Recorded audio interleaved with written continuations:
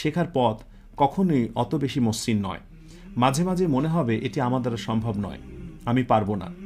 এবং এই কথাটি তুমি সাথে সাথে মনে করবে এমন কে ছিল, এমন মনীষীর সংখ্যায় বা কতজন যারা কখনোই পড়াশোনাকে কঠিন ভাবেনি। তারাও কঠিন ভেবেছে, কিন্তু তারা কখনো হতাশ হয়নি, তারা কখনো পড়া থেকে ছিটকে যায়নি, লেগেছিল। এবং লেগেছিল বলেই অনেকে জগৎ বিখ্যাত হয়েছে। আমার বিশ্বাস তোমাদের আগের বড় ভাইয়া বা আপুদের কথাও যদি বলো, যারা রেকর্ড রেজাল্ট করেছে, যাদের রেজাল্ট দেখে তোমরা ঈর্ষাপরায়ণ হয়েছ, তাদের কথাও যদি ভাবো, তাদের ব্যাকগ্রাউন্ডটা তুমি খুঁজে দেখো, তারা এই ভালো রেজাল্টের জন্য কত না পরিশ্রম করেছে। আর অর্থনৈতিক সমস্যার কথা বলছো, আমাকে কাজ করতে হয়, এই করি ওই করি, পড়ার সময় পাই না, এগুলো বলে কোনো লাভ নেই। সবার জীবনে সমস্যা আছে, বিশ্বাস করো।